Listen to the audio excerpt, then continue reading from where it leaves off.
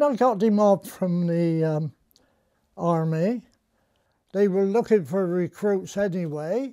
They had a test to see if I could pick up a man of about 10 to 11 stone, simulating a rescue, which I was able to go through. And I got.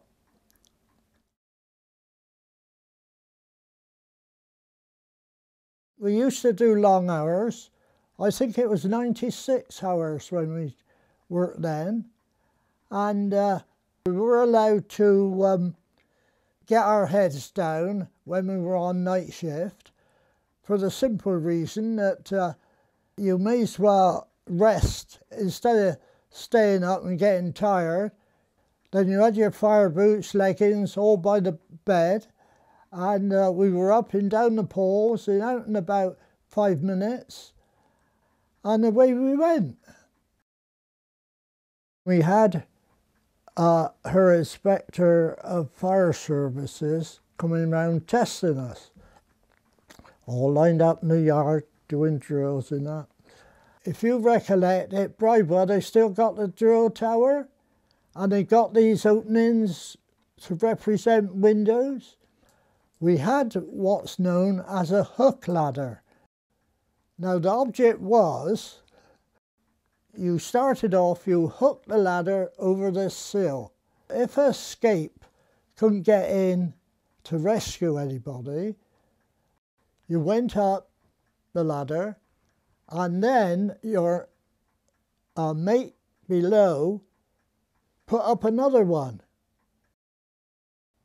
The only snag with it was that if you twisted at all, of course it would come out and down you go.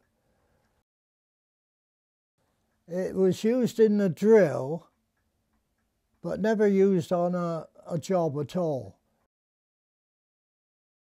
And in those days, the breathing apparatus bag came on your chest with 2 cylinders at the back.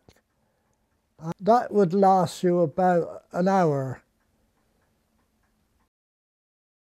We had a fireboat and it was named the Pyronaut. There's 3 of you on that.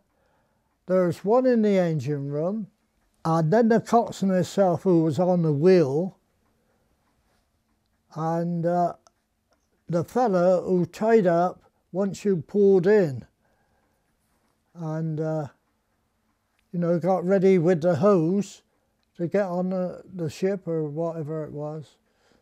In one respect, the land appliance could get to the dock side quicker than we could.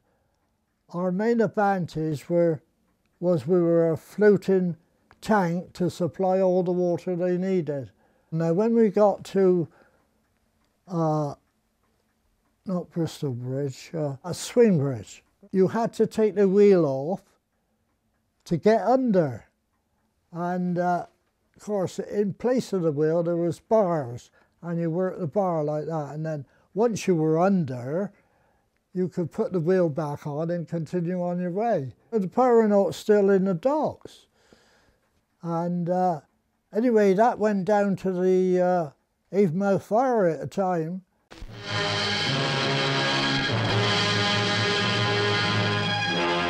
Britain's biggest peacetime oil fire sweeps the 850-acre oil tank farm at Royal Edward Dock, Avonmouth. What happened was, 2 men were on top the tank that held all the petrol, dipping to see what petrol there was left in the tank. And static electricity blew the lot up. And anyway, the call came back to Bridewell. Of course, they immediately got onto other fire stations for a turnout and all raced down to Avonmouth. And I think it finished up with 7 tanks on fire. None of us went home for a fortnight because you come back to Bridewell, have a rest, and then go back down again. And that's how it went. Exhausted, staggering firefighters, these are sailors, snatch short rest periods, whilst others take their place in the fighting line.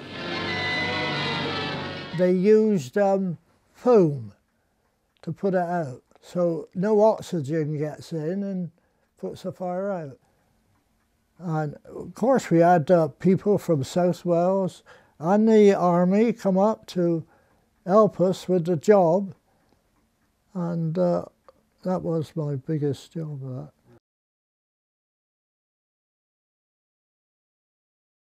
It was with the lads who I'd been with in the army, and it was very similar. And oh, if it was your birthday, if they knew, they'd pick you up and drop you in a bath of cold water. Yeah, that was another thing. It was good fun, really. Used to joke and laugh. You know, you never used to go up till about 11 o'clock, and sometimes they'd be chatting and laughing till... I found my life very good, yeah.